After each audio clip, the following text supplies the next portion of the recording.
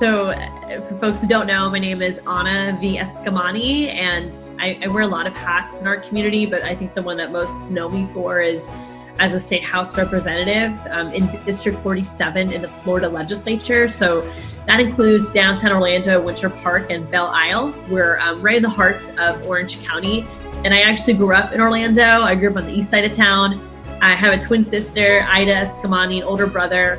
And both of our parents were immigrants from Iran. They actually came from two different parts of Iran, but met in Orlando. And our family has always really just struggled to make ends meet. We had not a lot of money, but a whole lot of love. And I'm always very grateful for everything my family has sacrificed to bring us to this country. I have a lot of family back in Iran as well. And unfortunately, my mom actually passed away when we were kids in 2004 to cancer. But she really is one of my main inspirations to fight for everyday people, because my family didn't really have a fighter for them. So I want to make sure every family does.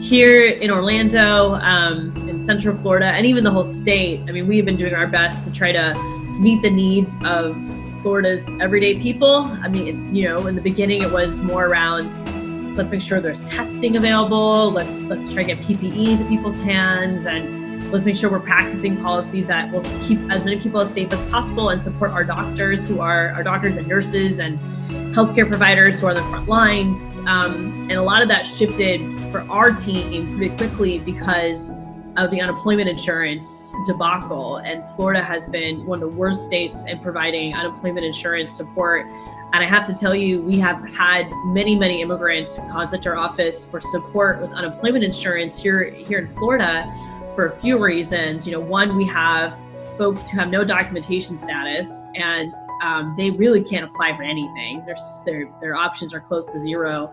There are some new like nonprofit groups, doing really good work, but Florida does not have a lot of resources for folks with no status. And then you have folks that do have a work authorization, but they don't know how to navigate the system. There's not a lot of materials in Spanish or other languages.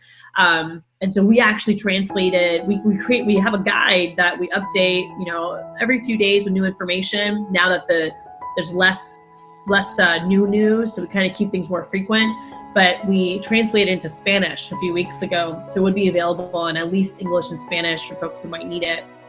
And just when it comes to, members of the gig economy workers, we meet many immigrants who do Lyft and Uber and things like that. And they, at this point, are unable to apply for benefits in Florida because we haven't fully implemented the CARES Act, which allows them to apply. So there's been a lot of struggles in our community for Floridians that are, multiple generations, to Floridians who are first generation, to immigrants. And so it's been a struggle for everyone across the board when it comes to just the economic crisis.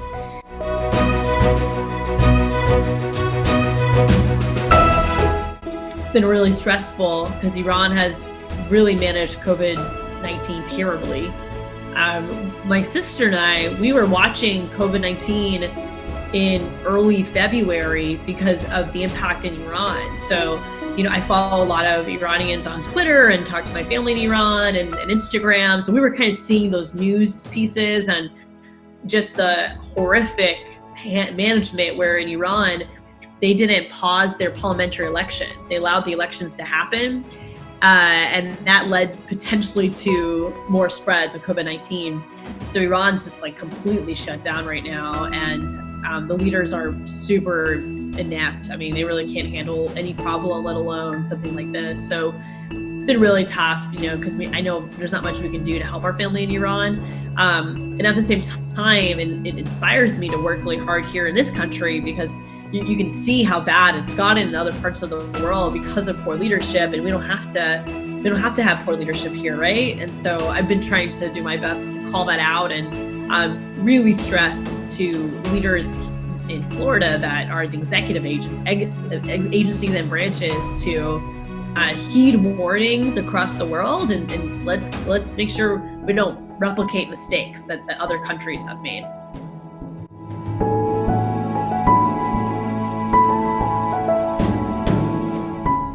I love that question. I mean, so if you're not in a financial stress right now, like if you're able to work remotely and not too much to change your life beyond, working remotely, I definitely encourage you to check in with your neighbors, ask how neighbors are doing, because Floridians are really suffering right now.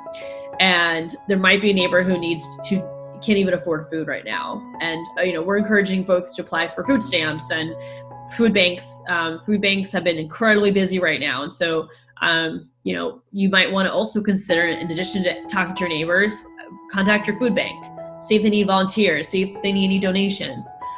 Look at some of our homeless shelters, because they might also need some support right now too.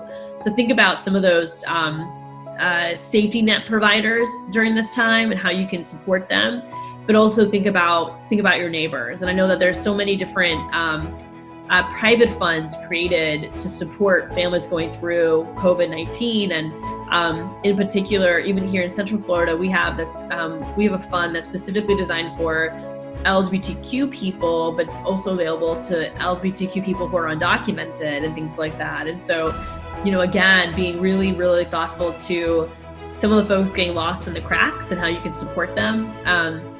We have families who live in motels and hotels here in Central Florida. So our office has been really intentional in trying to provide them with support and making sure that they don't get removed because they can't afford rent.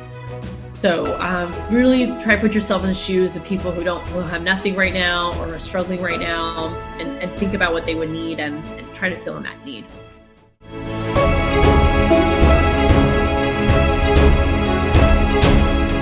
To answer your first question on self-care, I have really been lacking. I'm not sleeping a lot. I'm definitely eating healthy, at least. Like, I feel like I'm a vegan, so it's almost hard, like, not to eat healthy. And I'm not drinking enough water. I'm trying. There's actually one day where I woke up with a headache and I threw up 3 times because I think it was a migraine and totally dehydrated. And so, I could, it was such a busy day too. I had a presentation for my day job. Like, it was wild. So I realized quickly that I got to try to at least, find that balance. So yesterday I did go for a walk while I was doing phone calls.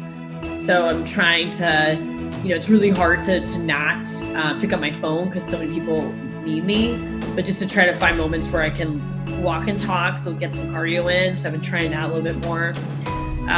But beyond that, it's been a struggle. I actually emailed my therapist a few weeks ago, and I was like trying to set up a virtual session. I haven't followed up because I've just been so busy. And so I started, but then I failed to follow up. So I have to go back and do that.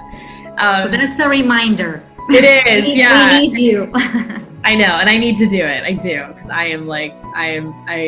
it's been really tough for all of us. But, I think for me too, I'm such an empathetic person that at the same time, like, I did not lose my job. I can still pay my bills. So I almost feel like I have this moment where I need to work just extra hard, so I'm doing what I can, but I know I got to balance it too.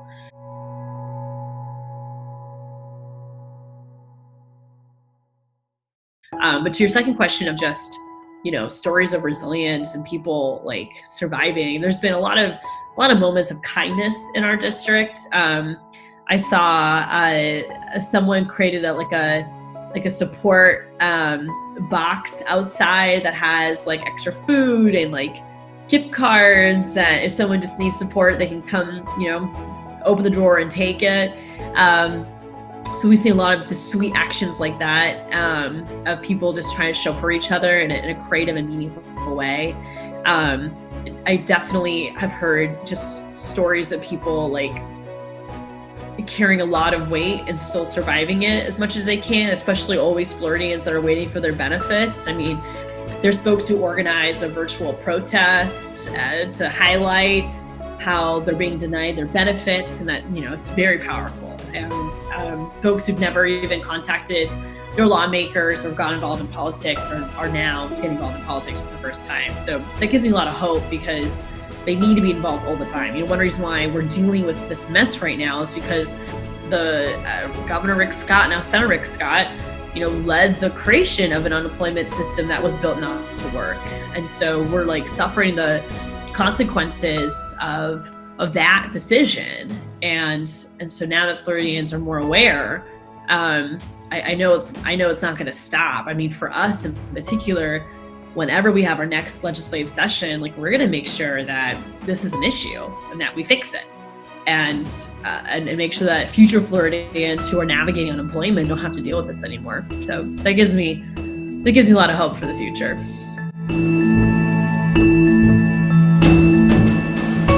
Just to encourage folks to lean on each other and definitely look towards FLIC, look towards Contigo Fund, look towards organizations that they center the work on directly impacted people, because these are organizations that are also leading on relief efforts when it comes to knowing your rights in the face of an eviction or having the opportunity to access some funds to alleviate your burdens. And so, don't be fearful to ask for help. I've had a few folks, and I'm always so humbled by this, but they contact me and they are undocumented, but they know that if they reach out to me, they can trust me that I'm going to do my best to support them and do that, respecting their privacy and respecting their autonomy. So, feel free to contact our office directly. We're here to support you, and we're not going to